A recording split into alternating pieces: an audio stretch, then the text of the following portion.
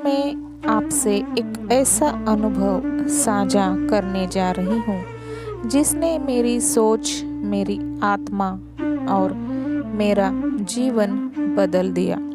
और डर जो बरसों से मेरे भीतर बैठा था, मृत्यु का डर, और जो शांति जो कभी बाहर ढूंढती थी वो मुझे भीतर मिली। नाम स्मरण और ध्यान के माध्यम से कई बार लोग कहते हैं ध्यान करो सब ठीक हो जाएगा, लेकिन जब मन ही स्थिर ना हो, अस्थिर हो, जब डर दिल में बसा हो तो बैठना ही मुश्किल होता है।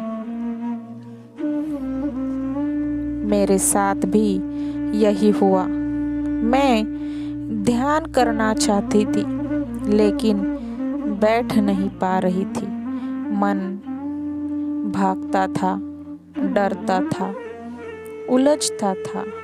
तब मैंने एक साधारण लेकिन गहरा अभ्यास शुरू किया। सिर्फ अपने ईश्वर के नाम को हर सांस के साथ याद करना। राधा राधा। धीरे धीरे इसने मुझे एक आंतरिक आत्मविश्वास, एक अद्भुत स्थिरता दी। दूसरा कदम मैंने उठाया। नाम स्मरण के बाद ध्यान में मिला प्रश्न का उत्तर मुझे। जब मन थोड़ा शांत हुआ तो मैंने ध्यान में बैठना शुरू किया। और एक दिन ध्यान में एक सवाल मेरे भीतर से उठा, क्या तुम्हें अपना जन्म याद है? मैंने सोचा मुझे तो याद नहीं। मुझे सिर्फ तारीख और समय पता था, लेकिन जन्म की प्रक्रिया, उसका दर्द या अनुभव कुछ भी याद नहीं।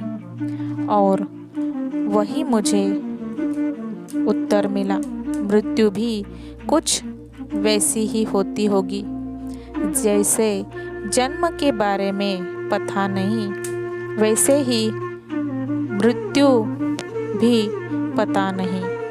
हम मृत्यु को इतना डरावना बना देते हैं क्योंकि वह अनजानी है, लेकिन जैसे हम बिना जाने इस जीवन में आ गए और सब कुछ धीरे धीरे सीखा, वैसे ही मृत्यु भी एक परिवर्तन है, न कि अंत।